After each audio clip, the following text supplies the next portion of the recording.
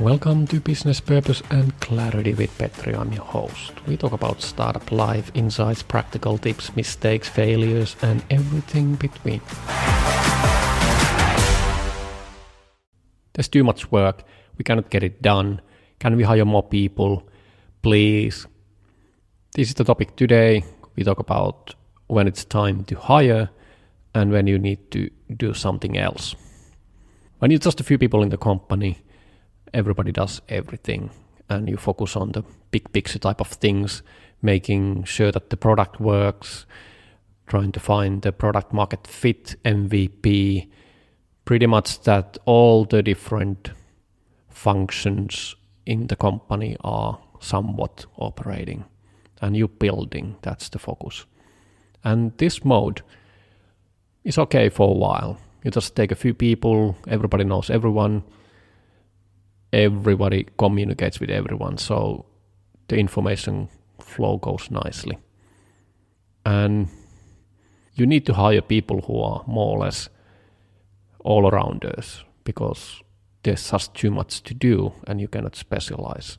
So you need people with the specs that are impossible. It's hard to find those people who can do everything well. When you're getting more customers or you're getting more investor money, obviously you want to grow, you need to do more stuff. Maybe the customers are demanding more and there are more customers or whatever it is, what do you do? But basically the thing is that you need to scale somewhat. It's easy to start hiring more people, copy-paste the current mode, the current roles, and just duplicate it, copy-paste. But there's a time when this actually doesn't make any sense anymore. You're just starting to make the company inefficient because there's just too many people. You just cannot keep on doing the way you're doing those things. People don't know everything anymore. The information doesn't flow. There's a lot of miscommunication, misunderstanding, repetitive tasks, reinvention of the same things.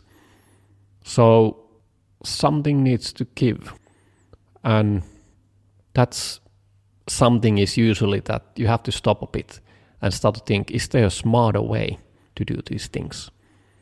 One could say that there's three phases or at least three phases when you're growing your company. First, you focus on the what, the product. What are we actually doing? Why are we doing it?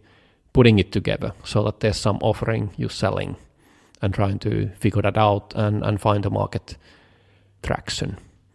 Then there's another stage where you already pretty much at least have an idea and know what you're doing and you have more people. So then you have to start to focus on the how you deliver, how do you do these things, how does everything function. And the final stage, so at least the third stage, if it's not final, is then who are the people doing those things.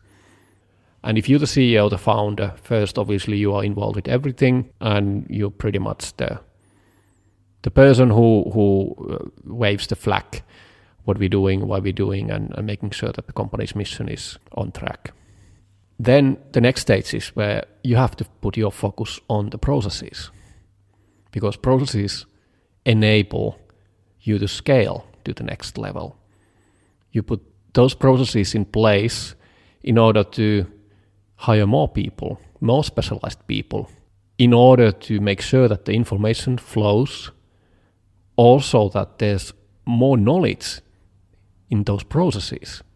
Because previously, the knowledge was in everybody's inboxes and in their heads. And that works fine when there's a limited amount of people and everybody contributes and nobody leaves or gets sick or disappear. But the reality is that you need more people, you need to get them up to speed quickly, you need to mobilize that intact knowledge, which is invisible, it's the know-how you have accumulated over time, but it's not codified anywhere. It's just the way we do things around here. And in order to make sure that you are not losing that information, you have to turn it into processes. It sounds bureaucratic and boring, but that's just how it is. You need to make sure that everything functions and you are less dependent on any particular person. And this means that if you had a certain roles before for certain tasks, you need to pause and think, is there actually a clever way to do this? Can we do this completely different? Do we actually need this at all? Can we automate this thing? What are the assumptions behind the things we're doing now? And this oftentimes saves you a lot of time, money, and effort, because you realize that, hey, we don't need to do this at all. Or we can automate this. We can make it so much more quicker and faster. We can use this way to do it, which we couldn't do before, because now we have this awesome platform or capabilities we didn't have before. And this also allows you to redefine the roles in the company, because it's hard to find those MacGyvers, generalists who can do everything well. Now you can start to look for more specialized people, talents who are really good at doing something which you couldn't do before because it was too expensive. You just couldn't have two specialized people due to the fact that you only have a very limited amount of resources available. And it was just too early to do that. And this is the stage, the scaling stage, which is really hard because it can creep in. You just become frustrated as a leader because things are not working as they used to be. People are not getting it. They just don't get the output you desire to do. The company slows down. You feel like a parrot talking all the time about the same things. They are reinventing the wheel. They are talking about things you thought were resolved already a year or two ago. This is just the nature of the organization. It grows, and nobody has the same knowledge as the people who were there before.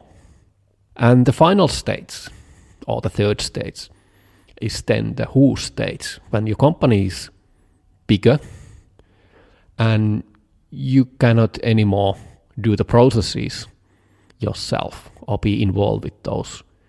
You start to move to next level in your leadership, and that's where you start to focus on the who.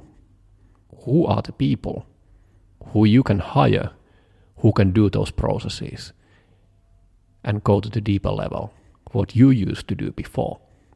Obviously, it's always important to pick the right people and focus on the recruitment culture and all-around fit for your organization. But this is particularly the case, which is like a twofold task. First of all, you have to realize that you have to back off a bit. Your role has changed. You need to change. You need to transform. You have to let go. And you have to allow other people, the new people you're recruiting, or those in your organization who are growing to that new role, to take over and define and do those things for you.